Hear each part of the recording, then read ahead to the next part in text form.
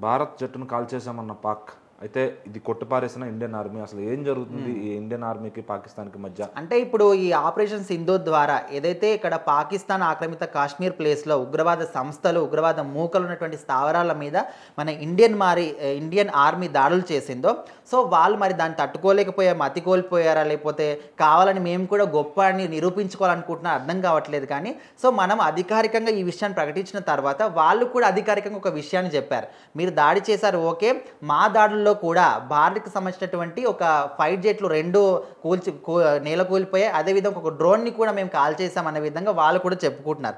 So మన దాడుల్లో ఏదైతే ఉగ్రవాదులు చనిపోయారని చెప్పుకుంటున్నామో వాళ్ళు కూడా మాకేం కూడా భయం లేదు, మేము చేసిన దాడుల్లో కూడా 2 ఫైట్ జెట్లు కూలిపోయాయి, అదేవిధంగా ఒక డ్రోన్ కూడా కూలిపోయింది అనే విధంగా వాళ్ళు చెప్పుకున్నారు. సో దీన్ని మాత్రం మన ఇండియన్ ఆర్మీ కొట్టిపారేసింది. మేము క్లియర్ అండ్ కట్గా ఉన్నాము, మా దగ్గర ఎన్ని జెట్లు ఉన్నాయో ఎన్ని డ్రోన్లు ఉన్నాయో అవన్నీ కూడా పర్ఫెక్ట్గా ఉన్నాయి. ఎందుకంటే మేమేదో అల్లాటప్పగా చేసింది కాదు, ఎప్పటి నుంచో కూడా ప్లానింగ్ చేసుకొని ఇలాంటి దాడులు ఖచ్చితంగా వస్తాయని చెప్పేసి మా ఇండియన్ గవర్నమెంట్ అత్యధికమైనటువంటి కొన్ని సౌకర్యాలతోని ఈ జెట్లు కానీ డ్రోన్లు కానీ అన్నీ కూడా నిర్మించింది. సో అలాంటప్పుడు మేము ఎన్ని జెట్లతో ఎన్ని డ్రోన్లతో ఇక్కడ దాడులు చేశామో అన్నీ కూడా లెక్క సరిగ్గా ఉంది, సమానంగా ఉన్నాయి. అలాంటప్పుడు మీరు ఏ విధంగా దాడి చేశారో మీ దాడుల్లో మా జెట్లు ఏ విధంగా కూలిపోయాయి అనే విధంగా ఇండియన్ ఆర్మీ కూడా వాళ్ళకి సవాల్ విసురుతుంది. ఒకవేళ నిజంగా మీ దాడుల్లో మా ఇండియన్ జెట్లు 2 కూలిపోయి ఒక డ్రోన్ కూలిపోయి ఉంటే దానికి సంబంధించిన ప్రూఫ్స్ మాకు చూపించండి, మేము చెప్తున్నాం. అండ్ మా సైడ్ నుంచి కూడా భారత్ చేసినటువంటి ఈ దాడుల్లో కూడా ఒక పాకిస్తాన్ జెట్ కూడా కూలిపోయిందని చెప్తున్నారు. సో దానికి కూడా మేము ఒప్పుకోవట్లేదు, ఎందుకంటే మా క్లియర్గా కూడా దానికి ఇంకా క్లారిటీ లేదు. సో అలాంటి విషయాల్లో క్లారిటీ ఉన్నప్పుడే మాట్లాడాలి. అండ్ మీరు చేసిన దాడులకు మేము ఏమాత్రం కూడా భయపడేది లేదు. అండ్ మా ఇండియన్ దేశం కోసం మా ప్రాణాలు సైతం మేము అడ్డు పెట్టైనా, మా ప్రాణాలు కోల్పోయినా కూడా మేము ఫైటింగ్ చేస్తాం తప్ప మీలాంటి నీచమైన వాళ్ళకు మేము భయపడము.